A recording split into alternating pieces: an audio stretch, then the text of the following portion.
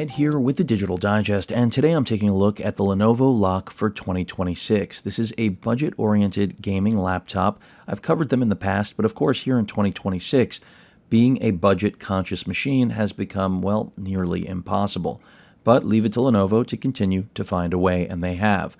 So I'll include an affiliate link in the description for those of you interested in purchasing one. And in full disclosure, as always, this was furnished to me by Lenovo for review purposes, but it will be going back once my coverage has been completed. So this is a 15-inch gaming laptop. It weighs a little over 5 pounds. It'll set you back right now at the time of this video around $1,300 US, really less than that, but I'm rounding up because, well, you do have to pay tax in most states here in the US. And this machine pretty much checks all the boxes, and you're looking at either an Intel 13th or 14th gen Core i7 processor, and that's not a terrible thing. That's actually a fairly strong performer. Then the GPU, though, is what you've come for, because what you'll be getting here is an RTX 5060 or a 5050, depending on the build you go with. Now, bear with me as I get this out of the packaging. And, you know, it's fairly no frills overall, this machine, but it's going to give you exactly what you're looking for, which is the ability to game. Previous models did have more current, CPUs, and that's where some people have felt things took a little bit of a step backwards, because now, of course, we're working with older silicon. But I actually think it's pretty smart. I mean, when you think about the desktop market and how it works, and how historically the whole premise of the value of a desktop was that we could essentially upgrade the GPU and RAM and hard drives at will, but hopefully the CPU was going to last us several generations. Well, that's just what the PC market has now become when it comes to, well, gaming laptops. And while I'm not sure I ever anticipated we'd be looking at that, it's what we've got. So, again, this is a 15-inch gaming laptop. We have I believe the model they sent over is a WUXGA panel, 165 hertz. The power brick, I believe, is a 245-watt brick. Let me see. I'm just going to take a peek. I've got to pull this off. Or no, I'm incorrect. It is a 135. So you're traveling even lighter here. And again, this particular model that was sent over, I mentioned you can go either with a Ryzen 7 or Intel 13th gen processor, both circa 2023. This is the Intel version. It's the i7. It's not the top of the line. It's not the 14th gen. It's the 13th gen. So something to be aware of. I do like this matte black finish. Pretty sharp. Doesn't look like it's going to collect fingerprints, so that's already to my liking. And the smaller charger is nice. This just means that we're going to be able to power this thing over Type-C as well. Travel even lighter. Of course, I'll be testing that. And the real uplift this generation, for those of you wondering, is that the GPUs now have a 150-watt ceiling. 15-watt. Don't get too excited. That is a 15-watt uplift over the previous gen. And while that may not sound like a lot, I assure you it's going to make a difference, especially in conjunction with moving from the 40 series to the 50 series GPUs. There are quite a few advantages. 8 gigs of VRAM here. This machine has 16 gigs of RAM out of the box. You can upgrade that, of course. 8 gigs of VRAM, as I mentioned, on that GPU. A half terabyte NVMe. You can upgrade that as well. I/O is certainly abundant here. So just starting on the left side of the machine, you can see we've got a Type A USB port, a Type-C port, which is going to be 10 gigabits per second, fairly standard, no Thunderbolt here. A headphone microphone combo jack on the left side. If I flip it around, you can see the notch for the 5-megapixel webcam. And of course, this has stereo speakers. Then on the other side, we've got some more I/O, another Type A USB port, and then the privacy switch for the webcam. Then coming to the back of the machine, and this is part of why I still appreciate, machines that have ports on the rear. We've got our HDMI 2.1, our Ethernet, and power port. So that's pretty much everything you need to know about I/O. Bottom of the machine, we've got ventilation as you'd expect. Speakers right here where my thumbs are, rubber feet.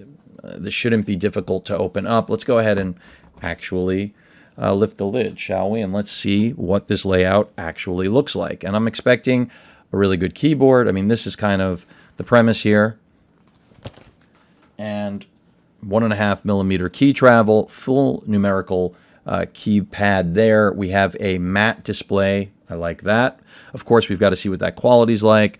The power button, going to go ahead and see if we have enough juice. This is a review sample that's already been set up by the PR team at Lenovo. I really like this fit and finish. The trackpad, we'll have to see what the quality's like. It's predominantly a plastic build here, and that's part of how Lenovo does it. For those of you that are wondering how you get 15-inch gaming laptops to be budget-friendly like this in 2026, it's not just using those 2023 CPUs. It's also making sure that you basically can go with components build that keeps the margins as tight as possible so that they can pass that along to consumers. And that's what this line has always been about.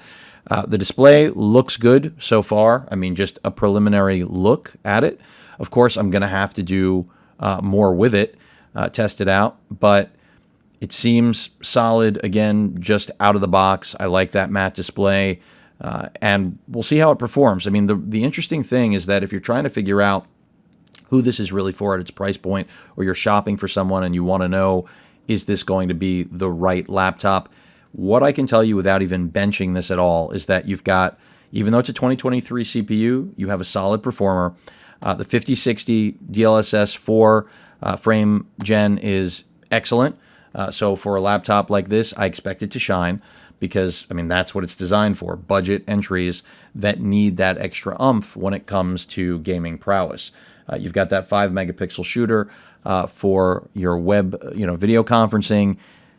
More than enough RAM for now. Now, down the road, how that changes, well, things will change. But if you're looking to play games full HD, ultra settings, this should be able to pull 60 frames pretty much across the board. But I'll be testing that out. That's just based on existing machines of similar stature. But again, we're rocking a 13th gen Intel Core i7.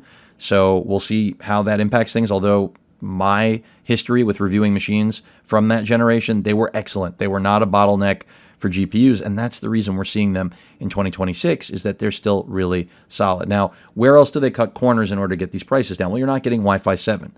But is that a big deal? No. In all likelihood, if you're really serious about gaming, you're going to want to hardwire it anyway. But the Wi-Fi 6E that's on board is still more than competent for any wireless applications you're going to need. So while Wi-Fi 7 is the latest and greatest, it's totally not necessary in a machine like this, especially, and for gaming at that. I'm all for the lowest latency possible. Whether or not you can achieve that versus 6E versus 7 is negligible or debatable because of the fact that they are very close in wireless throughput. Fully backlit keyboard here, if you were wondering. It just, again, it checks all the boxes for a brand new machine in 2026 that's going to be able to game.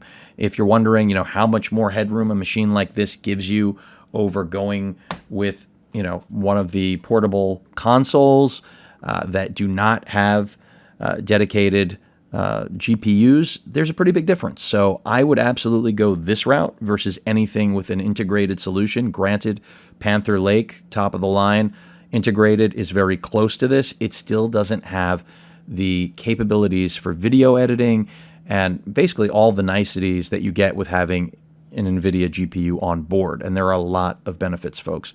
DLSS 4 being the biggest one. If you're sitting on a 40 series GPU, that's almost enough of a reason, but not quite. I'm not going to encourage 4060 users to make the jump. I think it'll be worthwhile next gen for anyone sitting on a 4000 series card. But if you're sitting with a 3060, this is a really logical upgrade if the 3060 isn't doing something that you want. On the other hand, if you're getting everything you need out of your current hardware, I'm never going to encourage anyone to upgrade. Just like upgrading firmware isn't a great idea if you're not experiencing any problems with a product. Unless, of course, that firmware builds in new features, that's a different story. But I think you understand what I'm saying. If it ain't broke, don't fix it. And same rules apply here with gaming laptops. If you have something that works right now and you can play everything you want the way you want, there's really not a reason to be looking at this. But if you're shopping for a student, a child, or you're just a gamer on a really tight budget, I think you're going to be satisfied with this. But until I actually start gaming with it, we'll, leave that for the full review, which you should see very soon. And remember, I am a gamer, have been my whole life. Take a look at played TDD, my gaming channel, a lot of Helldivers 2 content there. So if you're wondering if I'm, just one of these reviewers that just puts it through some benchmarks and then, tests a few games, but I don't even really game, which I feel like there are a lot of people out there like that. I'm not, giving them any guff for it. It's just you either really play or you can also be casual. There's nothing wrong with that. But I'm not just another casual gamer, so I wanted all of you to know that. And that's obviously seen on the gaming channel, which I'll include a link to in the description. But that rounds out my unboxing and first look at the LOQ for 2026. Thanks to Lenovo for sending it over. I think a lot of people are going to be interested in this machine, especially at its $1,200 and just about $50 price point right now, which you're not going to be able to get this sort of versatility from many other machines out there.